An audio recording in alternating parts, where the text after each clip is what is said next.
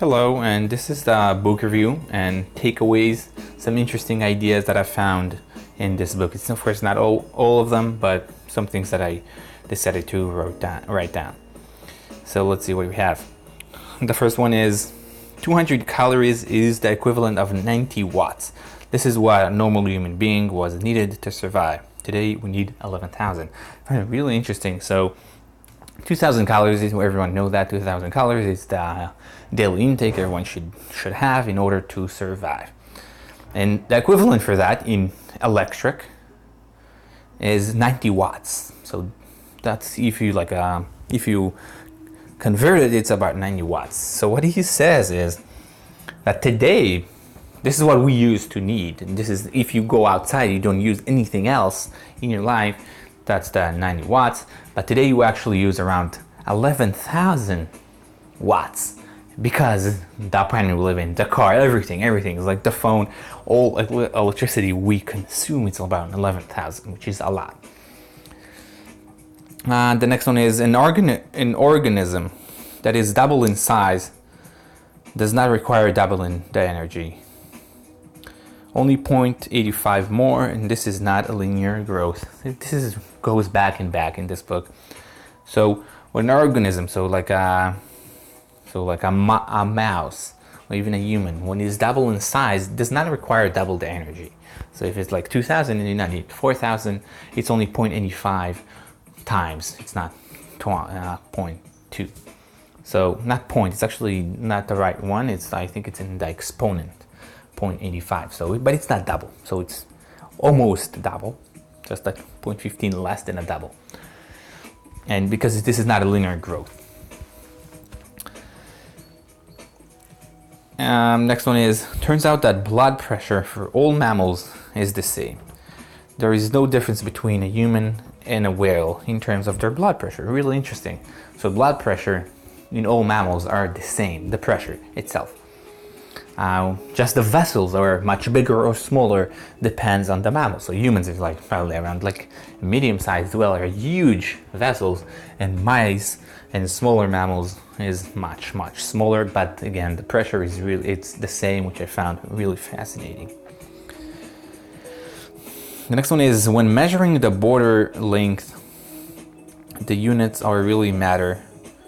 The smaller you are, the more curves you will get. There is significant differences between measurements units. I found really interesting. So they measured borders between countries, and they found that there is huge disparities between two different measurements. What they found out that the measurement scale is really important. One of them didn't, so you can take 100 meters, every 100 meters, or every meter.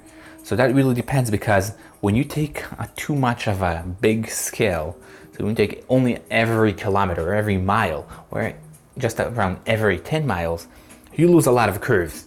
So you think, oh, that's a straight line because this is only one, but there is, if you zoom in, there is much more curves and you lose it. So that's caused that disparities. I heard it and I was like, oh my God, that's awesome. The next one is, during the morning there is not a lot of insects because they need warm weather in order to function well. Just has nothing to do with the book itself, I guess. But it's still interesting. I didn't quite knew that they need the warmth. So this is why right in the morning, I think also during the night, and when it's get colder, you don't see that much in insects. So they need the warmth. They don't have blood circulating. I think I don't remember how exactly it's connected, but I still find it interesting. The next one is, decreasing the body temperature can increase the lifespan. So 1 degree increase 15%. This is all over the lifespan, of course. So decreasing, so one thing he said, like one of the problems, like we die early, or one of the reasons we die is the energy. So if we decrease the body temperature by just 1 degree over our lifetime, it will increase our lifespan in 15%. Of course, again, I said it's all of the lifespan, because the body is more able to preserve the energy. And I find it, again, really interesting. The next one is lunch theory claims lowering food intake can result in higher lifespan. It does go directly with the one before. The decreasing the body temperature does also go with it. So lowering food intake result in higher lifespan because you work less. So your heart beats. And this is actually, I don't think I wrote it down here. So I'm just gonna go right in it. So the number of heartbeats, that's really important. So the number of heartbeats every mammal has is about 3 billion. If I'm not mistaken, it might be 1.5, but I'm quite sure it's 3 billion. The idea, it doesn't matter. For all mammals, it doesn't matter how big you are. So the bigger you have, the lower your heart will pump, and the smaller you are, the faster your pump, the faster the heart beats. So for a mice, it's go really fast, and for a whale, it's go very slow, and that's why they live that long, and mice live very short. So we all have the same. That helps to explain both of these. So decrease in body temperature and the lunch thing. So this one and this one, because this is help to reduce the heart rates. So if you don't eat, when you eat, you increase your heart rate, and when you decrease the body temperature, you also lowering the heart rate. So that's the just explanation, and I think I wrote it down. It's really interesting. It's one of the most interesting, I can find a different word, things I learned from that book is those heartbeats. The next one is exponential growth means that the rate that is currently growing will keep growing. So if the population doubles, the growth will double as well. So he explained the exact terms of exponential growth. Maybe I didn't get it exactly right, but what he claims is that it will keep grow and keep grow. So if it doubles, so the double will double too. That's what I wrote down here. So if the population doubles, the growth won't double as well. So the growth itself also doubles. So double and double and double. So it's go very, very fast at the end. So at the end of the scale, so when you 2 billion, so it might take a lot of time. So most of the time can take to reach to 2 billions, but to reach to 4 billions, it's just like one day. Or if it took you, depends of course what the scale is, but it's just another one. Just another, if it's every day, so you start one day and you're trying to get to 2 billion, every day you double. So, and it's like going the same thing with the idea of how long will it take you to fill like some kind of a jar, for example. So like you have 50 days to fill a jar, for example. What gonna be the amount in t-1 or n-1, I mean, but so day before, so the day 49, what's gonna be the amount in the jar?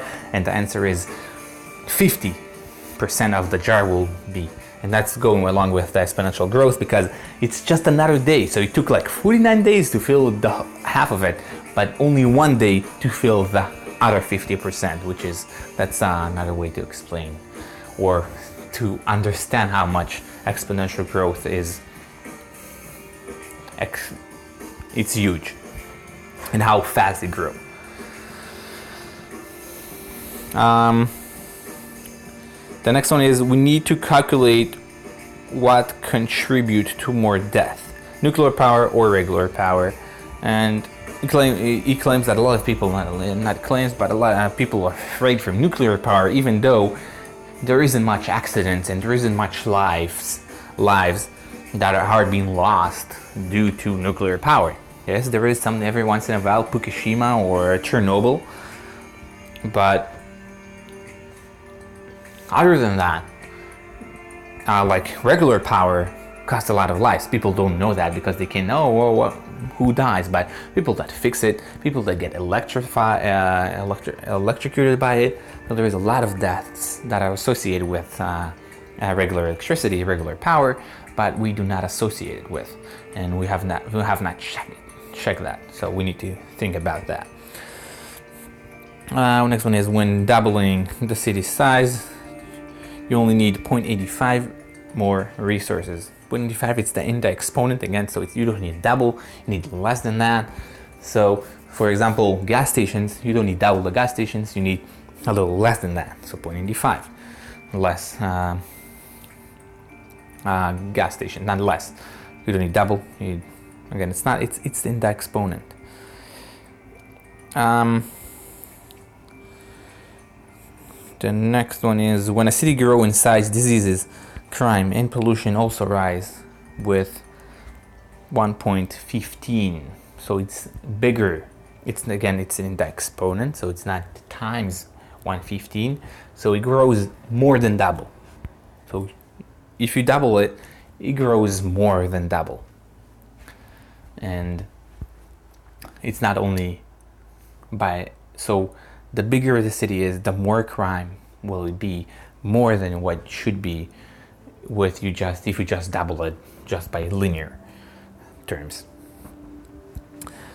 Next one is 6 degrees of separation between two individuals who don't know each other. There is only around 6 links that are connected between them. Usually two people in other country will have 6 links that connect them. I found it really, really fascinating.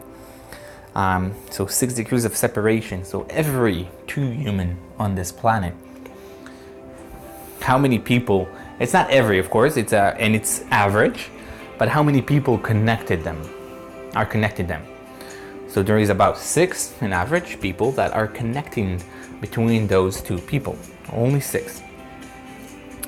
And of course, in average again, but really interesting. So if you want to know someone, there is only 6 stops you need to go between you and other people. So you know someone, and he knows, and he knows, and he knows.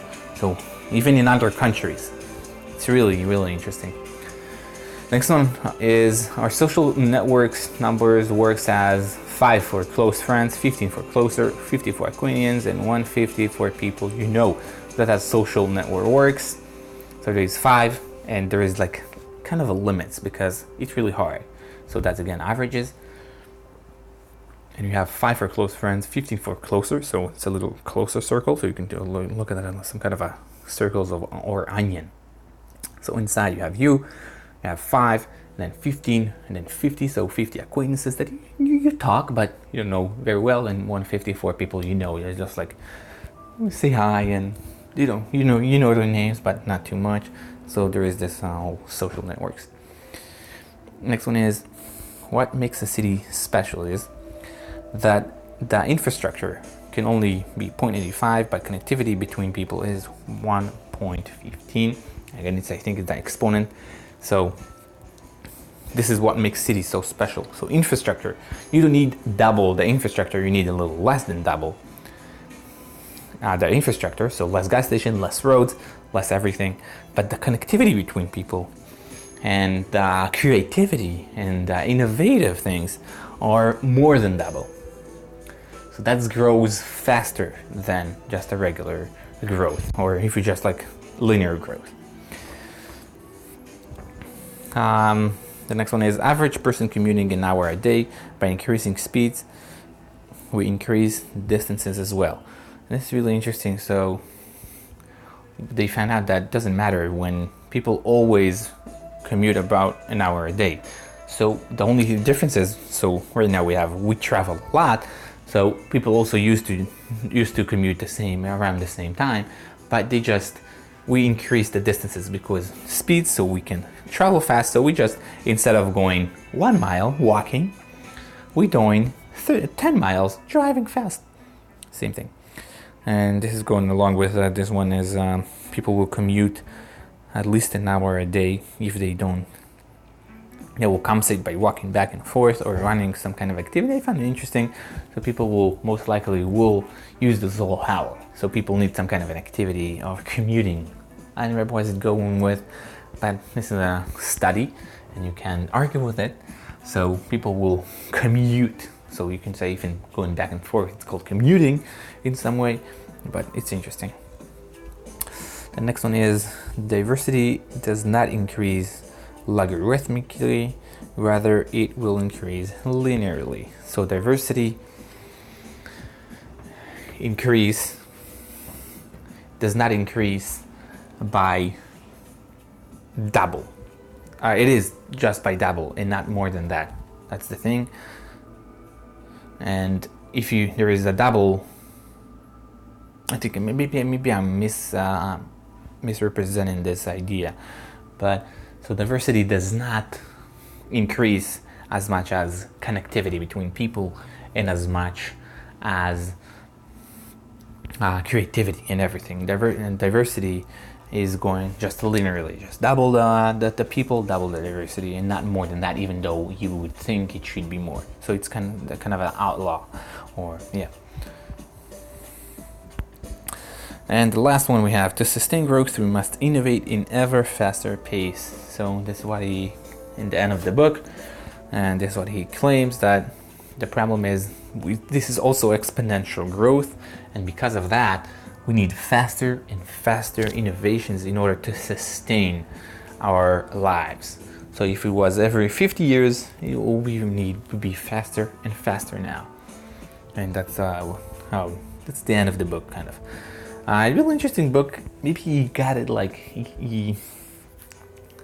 so it's about 19 hours to hear. I'm not sure how audio time. I'm not sure how long is going to be the actual book, but there's a lot of parts that shouldn't be. So it's like really, it took too much. I think it could be like 10 probably.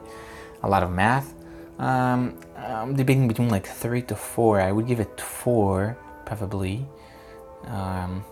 If it wasn't like those whole long ideas and things that I didn't need to know, probably like, so between 3 to 4, maybe 3.5, I give it, something like that. All right, that's it. Thank you.